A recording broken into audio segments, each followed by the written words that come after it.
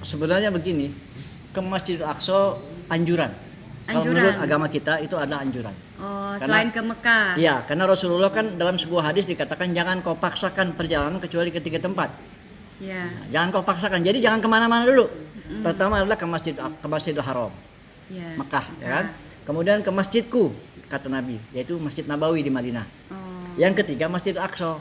Masjid Aqsa ini yang dilupakan orang. Aqsa ini yang dilupakan orang. Aqsa ini yang dilupakan orang. Welcome to my YouTube channel. Yeah.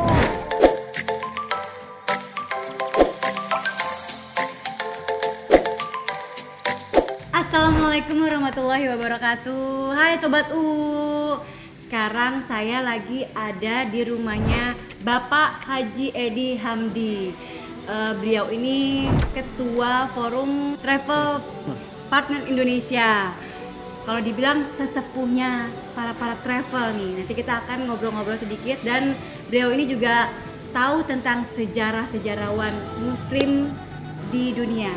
Nah, nanti sedikit kita tanya-tanya dan beliau ada usaha umroh dan travel Muslim tour ya Pak. Oke, kita akan tanya-tanya sedikit ya Pak. Apa kabar Bapak? Alhamdulillah baik. Alhamdulillah baik Pak. Saya lihat ini banyak buku-buku. Ini Bapak hobi baca? Ini pajangan aja Oh, sih. pajangan. Kalau stres ngeliat buku. Kalau gitu ya. stres, kalau saya stresnya ngeliat buku rekening Pak. Oh gitu ya. Itu bisa stres. Ini berapa lama Bapak buku-buku ini Alkitab atau? Ini buku-buku agama Islam dari sejarah, tafsir, hadis, fikih, kemudian tapi mayoritas sejarah sih. Sejarah. Wah, keren banget. Ini saya lihat ini tulisan apa ini Pak? Ini namanya Arab gundul jadi. Arab gundul. Botak gitu ya. Oh, Arab botak. Jadi nggak ada barisnya. Kalau dicondet Arab maklum. Arab. Bapak jadi di travel ini dari tahun berapa Pak? Saya persisnya sebagai tour leader itu tahun 1987. 1987. 1987 pertama kali saya membawa rombongan haji. Ya, Oh, udah di tahun itu udah bawa rombongan haji ya Pak ya? Jadi pertama kali bawa haji dulu, setelah itu baru Umroh. umrohnya. Masya Allah. Terus pertama kali awalnya nggak mungkin tiba-tiba langsung bawa jamaah gitu dong Pak. Itu jalan ceritanya itu awalnya seperti apa Pak? Sebetulnya begini, semua berangkat dari cita-cita. Oh, cita-cita. Setiap manusia itu kan punya cita-cita, punya dream, punya impian. Betul. Dulu waktu sekolah saya bermimpi menjadi Menteri Luar Negeri. Menteri Luar Negeri. Iya. Akhirnya yang suka keluar negeri Iya, Tapi karena tercapai ya Pak iya, ya? karena pengen gimana gitu, bisa naik pesawat gitu ya, Oh. bisa ke negara Amerika, bisa ke negara Eropa gitu. Akhirnya jalannya itu jalurnya dari umroh dulu, dari haji dulu. Dari haji dulu. Ya zaman Haji dulu dulu. kalau nggak salah belum ada umroh ya Pak? Umroh ada, Oh, tapi udah masih ada. jarang kalau 87. Dari situ berangkatnya, akhirnya karena hobi dan cita-citanya mau sering terbang, akhirnya jadilah traveler dan sampai sekarang. 87 sampai dengan ini tahun berapa? 2020. 2020. Berapa Keren tuh? banget. Hitung sendiri Ya deh. itulah. Pokoknya hampir seumuran saya lah. Tapi saya baru lahir kemarin 97. Oh, gitu. 97. Pak, apa kiat-kiatnya nih biar bisa seperti Bapak ini. Biasanya kan itu travel itu banyak yang travel baru tapi udah makan duit orang, maaf ya Pak ya. Yang seperti itu kan banyak, apalagi yang kejadian-kejadian baru-baru kemarin ini banyak yang di penjara-penjara itu loh Pak. Nah, Bapak kan dari udah lama sampai sekarang itu apa motivasi atau kiat-kiatnya tuh Pak bisa bertahan selama ini? Pertama begini, kalau urusan travel kan itu adalah jasa kepada masyarakat. Ya. Artinya kita menjual jasa dan mereka membeli perjalanan ke kita. Nah, jasa itu harus dipertahankan. Gitu. Jasa itu pertama harus dipertahankan. Jadi ketika mereka membayar, ini adalah amanat. Karena beliau belum berangkat, jemaahnya belum berangkat, jangan dipakai dulu gitu. Jadi ini ketika jemaah atau customer membayar ke kita, itu harus kita amankan bahwa ini akan digunakan untuk berangkat. Kepercayaan ya Ustaz. Akhirnya timbulnya kepercayaan, itu yang penting. Jadi Nah, amanah. kebanyakan kan kalau misalnya baru daftar gitu uangnya udah full dipakai dulu, ada keuntungan kok di sini, dipakai dulu, kebanyakan seperti itu ya Pak Nah, ya. itu yang salah menurut saya. Itu salah satu cara yang harus diterapkan oleh semua travel atau travel di seluruh Indonesia lah. Nah, saya juga kan lagi baru belajar di travel nih Pak, makanya saya mau banyak tanya gitu, apa sih kiat-kiat menjadi bisa travel sebesar ini gitu. Ya sebetulnya sih tidak bisa berdiri sendiri, kita juga harus dibantu oleh SDM. Ya, betul. Tanpa SDM yang ada mungkin juga travel tersebut nggak akan berjalan. Gitu. Kemudian yang kedua ya harus inovatif. Jadi harus membuat inovasi karena sekarang kalau kita lihat dunia travel di Indonesia terutama travel Muslim ya, karena kita sama-sama Muslim, mereka hanya terfokus pada satu bidang, yaitu pergi umroh gitu. Karena bagaimanapun umroh itu sampai selama Ka'bah itu masih ada, itu nggak akan sepi. Orang akan langsung ke sana. Kecuali kalau kayak kejadian corona ini ya Pak ya. Kalau corona ini kan kasusnya beda. Ini kan pandemi ya seluruh dunia, bukan hanya Indonesia saja, tapi di dunia. Tapi yang sangat terpukul adalah travel agent. Betul gitu. itu, Travel makanya agent. ngerasain banget itu. Iya. Jadi nggak ada pemberangkatan, Iya. nggak ada duit pemasukan ya Pak ya. Karena tidak ada pemberangkatan, maka mempengaruhi ekonomi, akan mempengaruhi ekspor impor. Betul. Bagaimana orang mengirim barang, pesawatnya nggak ada. Nah, Nah, gitu karena kena pandemi juga, kena Covid juga. Nah, ini yang kasus terbesar ya. iya Kasus betul, besar. betul sekali. Terus selama pandemi ini Bapak ngapain aja nih Pak? Yang pertama karantina sendiri. Karantina. Nah, kebetulan banyak teman-teman saya ini ya paling baca buku. Baca Gitu. buku. Itu aja sih, dimanfaatkan yang positif aja. Gitu. Nah terus ngomongin sejarawan nih Pak, berarti udah banyak tahu ya Pak. Tadi saya dengar percakapan Bapak itu di Qatar itu lama. Berapa tahun Pak di Qatar Pak? Saya di Qatar saya dapat beasiswa sekolah di Qatar tahun 74. 74. Jadi Qatar itu merdeka tahun 1971. Sampai tahu segitunya ya Kemudian Pak ya? tahun 1907 merdekanya 1971, kemudian saya berangkat dapat beasiswa 1974. 1970. Dan ternyata saya adalah orang pertama yang menginjak bumi Qatar karena setelah merdeka itu. Dari Indonesia? Iya, karena nggak ada orang Indonesia, cari-cari di sana-sana nggak ada orang Indonesia Keren. gitu. Boleh lah Pak saya diajak ke sana Pak. Amin. Kali aja deh tiket-tiket gratis Pak. Ya. Oh jadi selain ke umroh Bapak kemana aja nih turnya, travelnya? Jadi begini, kembali lagi ke sejarah saya. Ketika saya beasiswa ini kan berarti saya free sekolah, Ya. free biaya, Ya. free makan, asrama dapat. Iya. Sementara setiap bulan saya dapat digaji lah. Tapi kan nilainya harus bagus ya Pak. Iya, nilainya harus bagus. Kemudian, uang itu saya kumpulkan. Gitu. Oh. Karena kan cita-cita saya mau keluar negeri. Iya betul Nah, betul. jadi cita-cita mau keluar negeri gimana caranya supaya bisa keluar negeri? Akhirnya uang itu udah kumpul. Biasanya di Timur Tengah itu ada liburan musim panas. Liburan musim Nah, panas. jadi setiap musim panas itu liburannya 4 bulan. Dan kita dapat tiket pulang ke Indonesia untuk cuti. Oh, jadi Bapak cari deh tuh yang mau tur. Nah, tiketnya itu saya refund menjadi uang. Wow. Saya nggak mau pulang. Saya mau cari kerjaan. Gitu. Saya lari ke Eropa, saya ke Inggris, saya ke Belanda. Uang itu kan saya cairkan dari tiket. Jadi saya nggak pulang ke Indonesia, lebih baik saya ke negara Eropa, kan lebih dekat lagi daripada saya dari Indonesia. Iya. Terus sendirian aja tuh Pak? Sendiri aja. Pertama sih sama teman-teman dari Afrika, dari mana kan sama-sama. Ya terus ternyata enak juga gitu ya travel. Ya akhirnya dari situlah ilmu yang saya dapat, ilmu langsung. Ilmu langsung dan pada ketika saya sudah berkeluarga, maka saya mengembangkan itu.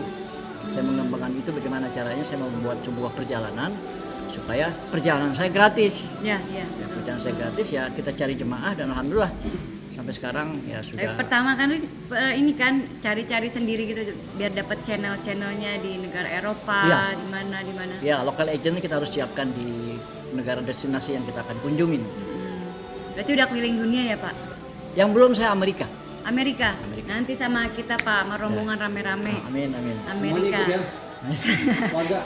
Amin. Kalau saya barunya ke Amerini. Oh, Oh Bapak juga, saya juga pengen nih Pak rencananya ke tur ke Masjidil Aqsa tuh Pak. Bagus ya Pak destinasi ke sana. sebenarnya begini, ke Masjidil Aqsa anjuran. Kalau menurut agama kita itu adalah anjuran. Oh, Karena- selain ke Mekah. Iya, karena Rasulullah kan dalam sebuah hadis dikatakan jangan kau paksakan perjalanan kecuali ke 3 tempat. Iya. Jangan kau paksakan. Jadi jangan kemana-mana dulu. Pertama adalah ke Masjidil Haram, Iya. Mekah, ya kan? Kemudian ke masjidku, kata Nabi, yaitu Masjid Nabawi di Madinah. Oh. Yang ketiga Masjid Aqsa. Masjid Aqsa ini yang dilupakan orang. Iya betul. Karena kan mungkin orang pada ketakutan. Pada Pak, ketakutan. ke Betul, Palestina benar. itu kan. Betul. Padahal di sana aman-aman aja atau gimana tuh Pak Ya, kondisinya? saya ke Aqsa sejak pertama kali tahun 1995. Sudah menginjak Masjid Aqsa, Baitul Maqdis. Alhamdulillah sampai sekarang tidak putus-putus. Kecuali kemarin waktu corona aja nih kemarin. Oh cuman kemarin itu. Iya, iya. Kesalip sama corona. Tapi di Palestina itu seperti apa sih Pak? Palestina pertama negara Arab, Mhm. tapi sudah dijajah atau terjajah oleh Israel, Israel. ya. Kemudian kadang-kadang konflik, dan konflik itu biasa lah di mana-mana ada konflik, Iya, ya. iya. Cuma Di rumah tangga aja ada konflik di rumah ya, Pak? tangga aja konflik, Gimana suami negara? istri konflik, bapak anak konflik, gitu ya. Iya. Nah di sana konflik, tapi konflik yang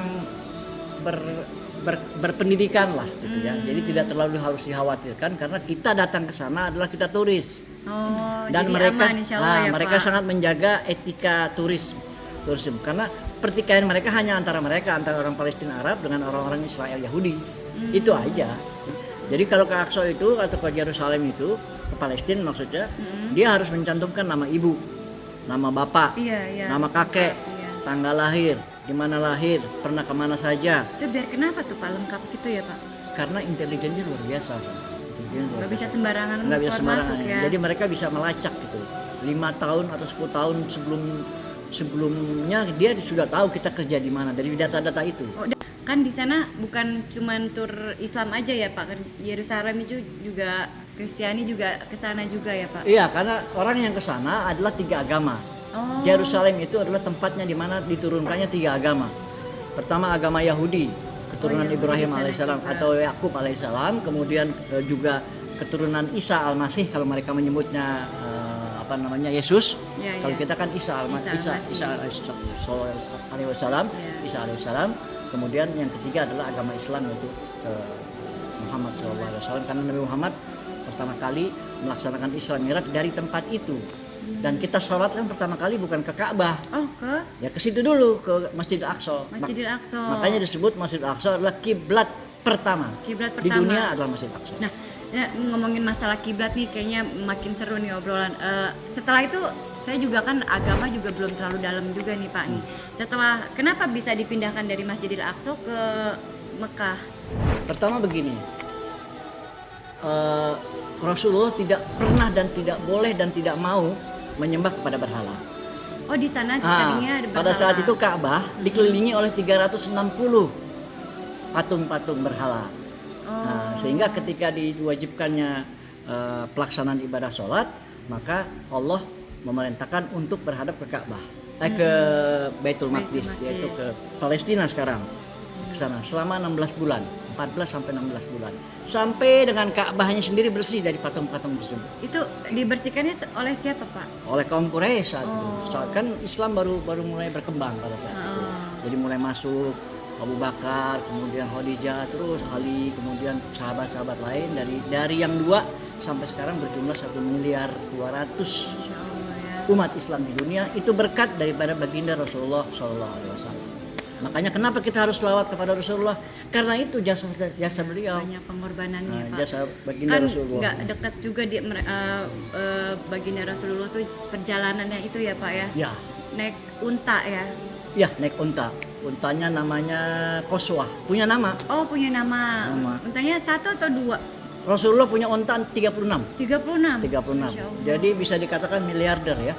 Harga Oh, unta iya, saat iya, itu iya. berapa duit? Pedagang soalnya ya. Gitu. Nabi Muhammad Jadi ya. jangan dibilang Rasulullah itu miskin, untanya 36. Belum Satu lagi untanya aja mahal. katakanlah BMW lah ya. Ya, Jadi ya. 36 BMW berapa duit itu? Berapa duit tuh? Masya Allah. Nabi Muhammad. Dan perjalanannya tuh luar biasa.